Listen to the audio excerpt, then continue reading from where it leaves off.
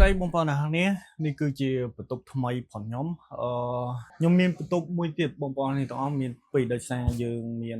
កូនតូចអញ្ចឹងទៅខ្ញុំឲ្យបន្ទប់ខ្ញុំហ្នឹង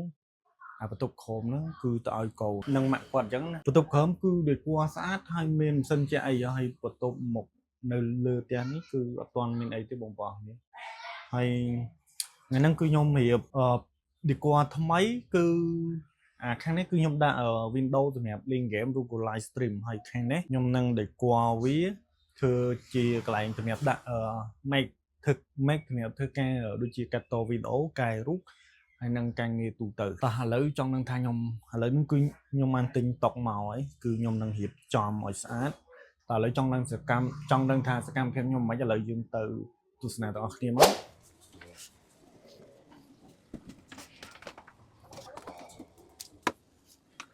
នេះគឺជា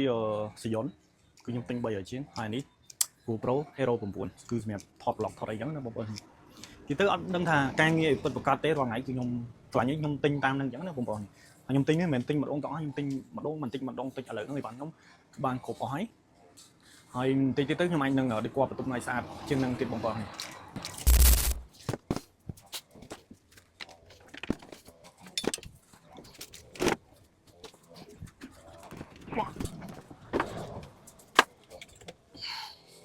នេះគឺតុកថ្មីគ្នាយើងតុកនេះស្រួលគាត់យើងទិញម្ដងយើងទៅឡើងយកមក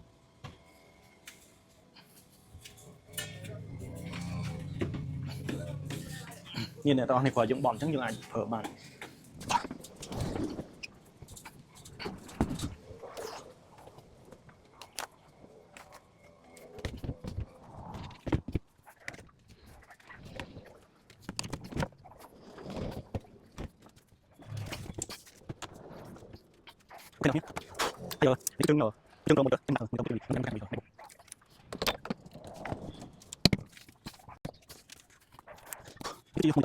នេះសាំពីនេះអូយខ្ញុំទៅខ្ញុំទៅខ្ញុំទៅតែនេះយកនេះ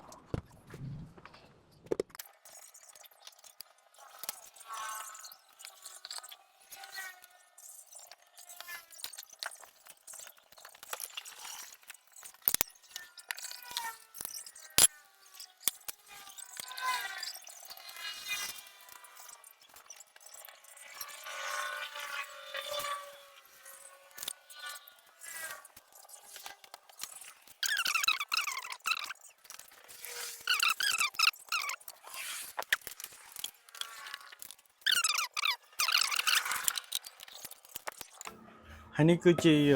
MacBook ប្រើជើងដែលយើងត្រូវដោតជាមួយ monitor នេះMacBook នេះគឺ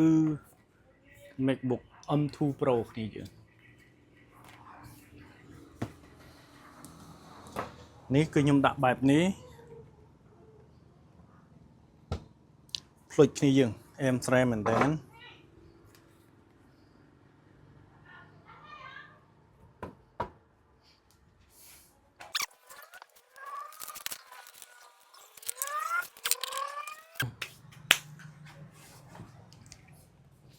ហើយនេះគឺជា keyboard ដែលយើងភ្ជាប់ជាមួយcomputer នេះគឺ keyboard នេះគឺយើងអាចប្រើ Bluetooth គ្នាយើងគឺយើងអត់មានចាំបាច់ដោតសារជាមួយ MacBook អីញ៉ៃទេហើយនេះគឺជាតំណប់ម៉ៅហើយនេះគឺជាម៉ៅគ្នាយើងហើយម៉ៅនេះនិយាយរួមទៅគឺយើងប្រើ Bluetooth ទាំងអស់អញ្ចឹងខ្សែគឺវាអត់មានញ៉ៃទេគឺយើងដាច់ដោយឡែកទៅពេលអញ្ចឹងទៅយើងស្រួលយើងអត់ចាំបាច់ដាក់ខ្សែអីវាញ៉ៃអញ្ចឹងណាគ្រាន់តែយើងដោតតែមួយទេគឺខ្សែនេះដោតចូលជាមួយ MacBook ទៅគឺយើងអាចប្រើបានទាំងអស់